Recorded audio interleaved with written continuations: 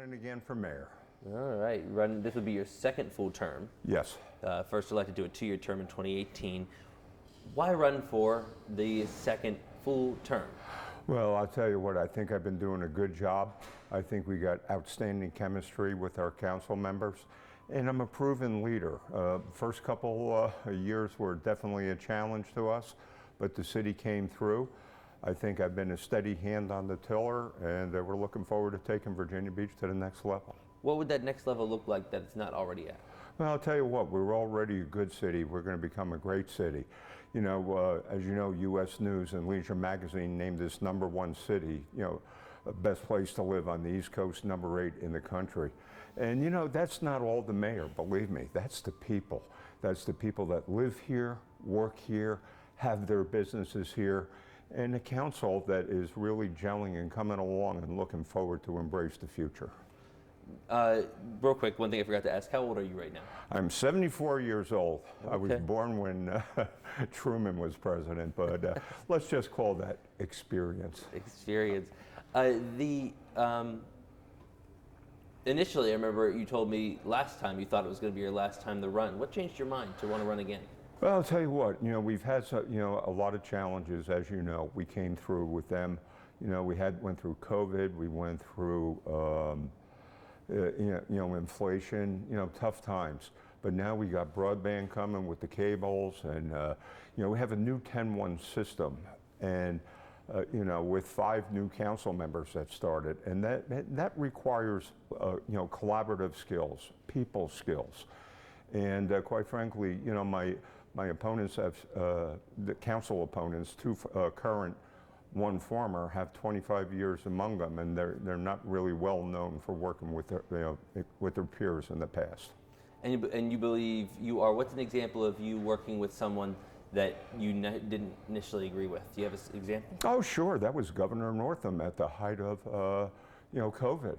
Once again, I kind of regard myself as a Reagan-type Republican, where Tip O'Neill worked with people. I had some philosophical disagreements with Governor Northam, but guess what? We got the beaches open at the right time.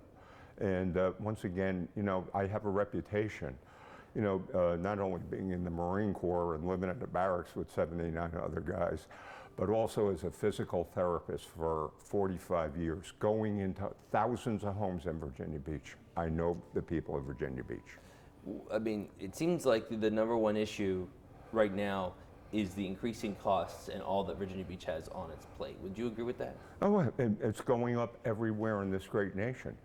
But once again, as it was noted in the U.S. report, that we actually had the lowest cost of living at, I think it was 24.88 cents. Everywhere is going up. The cost of government is going up. But the one thing, Brett, we have to make sure Virginia Beach is known for the quality of life. Overwhelmingly, people want us to maintain that quality of life. The same time you were elected, or I'm sorry, the year after you were elected for your first full term was the bond referendum. Yep. I have to ask, sitting here today, are you still glad that passed? I'm glad it passed, but once again, as we discussed in the past, we kind of rushed it, and we found out that there were some maybe inherent things that we should look at and we redo. And but once again, the #1 thing, that the 4th highest priority is that we have affordable housing in the city, and the regulatory costs are being passed on to the consumer. We're just looking to tweak it a bit, but if you saw the briefing that we had last Tuesday, the millions of dollars that we have created. And I think before I became mayor, we were at 9% of the CIP was for stormwater, and I think it's up to 36% now. Hired 33 more people, and if you look all over the city, we're getting those projects done. Now, I've been told, a lot of people have said, and I asked one of your opponents about this, that was this just about funding stormwater, or was this to prevent other projects from being done?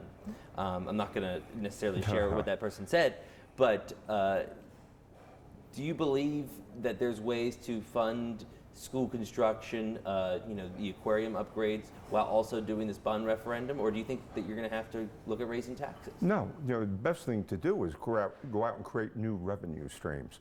And if you look at Amazon coming, and if you look at acoustical metal doubling their capacity and hiring hundreds more people, when you look at Steel Corporation investing $60 million more, we're attracting businesses here. And as I said, regrettably, historically, 15% of our tax revenues come from commercial, 85 from residential. We got to change that equation.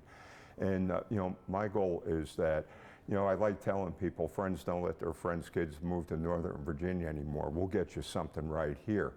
But once again, I think we are on the on-deck circle, which is another reason I would like at least one more term, just to finish what we're started, get the council gelling in the right way, a pro-business council that brings in those revenues that are going to pay for everything. You bring up pro-business council. Some are saying you've changed. Some people that said they supported you in 2018 when you were a council member running for mayor in the special election, you've changed, and you would never say pro-business before. I mean, in 2018, I believe you were the key council member that shelved the peer proposal because you didn't think it was fair. Am I correct in saying that? That is correct in saying that. Do you believe you've changed? Is that a fair criticism? That you're now more cozy with developers than you were before? Let me put it this, I am grown, but this thing cozy with developers, when we determined that we were going to be the fourth highest priority was attainable housing. And when I was working with the military advocacy group, and I was the chair of it last year, when the Pentagon, all four branches, assistant secretaries of defense, say that creating new housing stock is essential to the military readiness in terms of recruitment and retention. So the thing is, don't forget, when we build things, it not only gives people a place to live and work, but it's also creating that tax revenue. But the thing is, though, Brett, in 14 years as a city councilman for the Centerville district, which we're in right now, I never had an application pass. Flunk. I always engaged the public to the point where people were happy with the way growth and development happened in this district, to the point I ran unopposed 3 times. What do you feel, with that criticism, where do you feel development isn't appropriate? Well, I'll tell you what, finding the balance. But once again, I've always been big on civic engagement, getting people involved early on so they understand what we're doing. And if I can give you an example, pretty much right across the street from here almost is Kemp's Forever Shopping Center. When Farm Fresh closed, when Kmart went out of business, when the Rite Aid left, it was a dying strip mall. So what we're going to do is repurpose it and put some homes in there and shops and things of that nature. Initially, there was strong community opposition from my Lake Christopher and Lake James. But once we explained to people the merit of it and that it was actually going to have a better traffic input, now people buy in. The idea is get people to buy in. And quite frankly, some folks have trouble raising money, but let me put it this way. I get contributions from the broad spectrum of people that are here in this city, not only from developers. Is there anybody you won't accept contributions from? People that have a quid pro quo that expect something from me as a result of that contribution. A lot of people, give me money because they like my vision, and quite frankly, some of them are a little tentative about some of my opposition. But once again, I will never sell my soul for a dime. As a matter of fact, people that have traditionally given me money over the years, if you look at my record, I would vote against them. I have voted against them. Let's talk a little bit about the one thing you talked about, a council gelling. I think with Rudy Loop, Vice Mayor Wilson was on record saying that this council can't get to 9 votes on anything. So that seems to kind of fly in the face of what you're saying. The council's been known for delay tactics, especially with the capstone. I mean, everyone's been talking about, we don't have the money for this. Why is it still lingering out there? Why are we doing another study? Can you explain that a little bit more? Well, let me put it this way. For over 30 years, the dome site and Rudy Lope sat vacant. I take a little bit of credit in getting that ball going. Granted, Atlantic Park was, quote, controversial. But if you look at it, it's been I believe 8 years in the making. They had 65 public contacts of educating the public. The public got behind it. It passed on a 10-vote, 1 abstention vote. But once again, then we got hit with COVID, and then we got hit with inflation and things of that nature. Rudy Loop is probably one of the most valuable pieces of property. At least we're talking about it and doing something. And what we're talking about is putting a garage there. We're talking about putting 2 garages and a 3,500 seat amphitheater at Atlantic Park to make things year round. And with the sports center coming in, that's what we have been doing. Back to the capstone, looking at the increasing costs, the fact that schools are even tentatively not being built, how should you say right now we just don't have the money to take on any more projects? Well, it depends on the project, and it depends on hopefully what we get in terms of a return. The capstone came about when we figured out that the convention center was losing money, but a lot of convention centers do lose money. So we put out a request for information. It was the only one that came. And the person that brought it was a proven mega developer that came with a very expansive plan. But once again, we took pause. There was some movement to go right to a deal, but once again, we didn't get the public engagement and the things that we needed. But once again, what we did, yes, another study to find out, because don't forget, we just lost the MOCA is going to be moving. So we have that whole area. So we're going to take a look, do a study, bring the RAC, the hotel folks in, the restaurants, and the other people. Once again, my view is, the good neighbor policy, bring people to the table. And if you remember a couple of years ago, we were toying with the idea of an arena. And Jim Wood and I led the public, encounters there. And we had 2 people present, and we took input from the one group that encouraged to go one way. Regrettably, it did not come to fruition, but believe me when I say, I'm a big believer in bringing the public to the table, Brett. Even if it takes longer? Even if it takes longer, let's get it right. And, and let's talk about, the aquarium. Once again, I think what happened, when we're talking about a bond referendum of 567, now over $1 billion, we're going to have to come up with another $1 billion for matching. You got to talk about inevitably school modernization and replacement. And then when you talk about $991 million in unfunded capital improvement projects, you got to be creative in finding the way. Recently, we just did a long-term extension of the Sportsplex where we outsourced it, and the guy ran it, and took care of a facility that was bleeding $400,000 a year and turned it into a profit. We never intended to sell the aquarium. We were talking about getting a management thing. Now, once again, it was a very complicated thing. It was a sticker shock because they were telling us initially they projected they need 200 to 300 million for this thing. And don't forget, we have devoted time and energy. Last year I did a ribbon cutting on an extension of it. It is a jewel that we will figure out a way, but now we really took a strategic pause. And once again, like you said, delaying things to get it right. Do you believe, well, first of all, I have to ask you, are you satisfied with City Manager Patrick Duhaney's performance? Well, 100%. There's been some more silent criticism from stakeholders at the oceanfront about how, unlike the previous 2 city managers, he doesn't take a lead on things. A lot of people say that was by design, so that the council is giving more direction. Do you view that as a positive or a deterrent? Well, let's put it this way, Patrick. Let me tell you, he's a game changer that has really improved significantly, the morale of the workers and things. But the other thing is he came from a form of management in Cincinnati that had a strong mayor.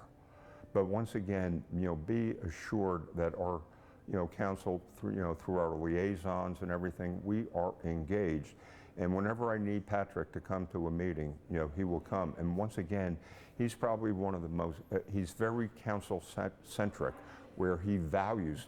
See, don't forget, we're not a mayor-strong form of government. I'm just one of 11. I'm the guy with the gavel. And, once again, I'm the face of the city, during tragic times, during good times, and parades and everything. But once again, if we're going to accomplish anything, we have to coalesce as a council. And I am the one that consistently have always find at least 5 friends. A good example came up at the forum the other day. I was the one years ago that recommended the city auditor come out from the city manager and be placed under city council. And yes, guess what? We have, Lyndon Ramirez has shown, the light on many, many things going forward with his audits and, people doing bad things. And, we're proud of that we took the initiative to do that. The, talking about the management style, and the mayor does get the ability to set the agenda. I have Yes. to ask you, I know that you've come under fire from at least one of your opponents about making these decisions. Do you believe that is your right to make these decisions when and when But things by aren't the heard? charter, I set the agenda. That's one of the things I can do. But if it's not mistaken, the same person, I believe, took exception to the fact that I gave a day off for 4th of July holiday, which I am entitled to do, which every other city did. But once again, I did receive some criticism for that. See, you got to value people, and government has to be about people. And my point of pride is that I enjoy doing the ribbon cuttings at the gourmet cupcake places as much as I do at Steel and Centera, because these are people. People are wanting to bring their businesses here. And in spite of COVID, that's when this city shined. That is when the city council really came together and got the funds, the CARES Act money, and I think we gave $1 million to the food bank, and but once again, the question I ask is, name a city who made it through COVID better than we did. And it's not only the council, it's not only the management, it's the way that the people that live here and had their businesses here. And the other strong part about Virginia Beach that makes it so unique, and I found this out through some of the worst of times, is that we are a faith-based community of many faiths, and that's the glue that holds us together. In spite of whatever criticism is out there. I was talking to Mayor West just this morning. He's getting the same kind of criticism. Virginia Beach is an extraordinary place. And if I can give you an example, last month, 2 months ago, I was at a change of command for Marine Corps aboard the USS Iwo Jima. A 4-star admiral introduced me, a Marine corporal from back in the 60s and 70s, to the commandant of the Marine Corps. And this 4-star general told the commandant of the Marine Corps, right in front of me, that Virginia Beach is by far the easiest and friendliest city to work with. We went through the BRAC, we came through, we have a relationship second to none. But he also said that Virginia Beach is the #1 requested duty station by sailors in the Navy because of the quality of life. The Navy and all military are here. We're a city of heroes. The people that are in the military, the people that serve, a lot of people retire. I think most of the COs of Oceania that retired stay here. We order a quality of life. We value our military. We value our people. Oh, and by the way, we're also pretty much the safest city in the country. A couple of years ago, when I was getting calls to defund the police, we said no, and we funded the police. And I tell you what, you take a look at our crime stats are going to be coming up in about a week. We're among the very lowest in the entire nation. point of pride. I have to ask, I guess, one more other question. A lot, you get this a lot. Will you defend the green line in your next term? Well, I'll tell you what, we respect the green line, but it's more the blue line. Everything that we have gone in there has been vetted by the Navy, and but once again, we do respect the green line, but there are some allowable uses that can go into the transition area. But once again, it comes with study and people involvement. Do you ever believe you'll vote to extend utilities south of Indian? I met with a group of 23 farmers, just 2 weeks ago, and gave them my thing that we cannot extend those type of utilities down. There is a definite border that we can't do, but but once again, we are respecting people. But once again, Brett, the ultimate challenge that we have right now is finding that balance between assuring our prosperity and growth and balancing with the people's needs and the limitations on us.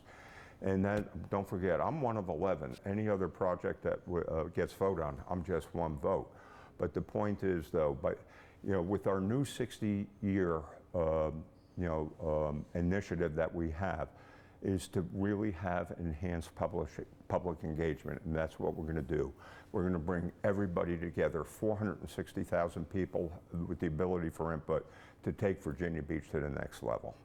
Is there anything else you'd like to add, sir? No, appreciate it, and tell you what, the kid from Newark, New Jersey really appreciates Virginia Beach.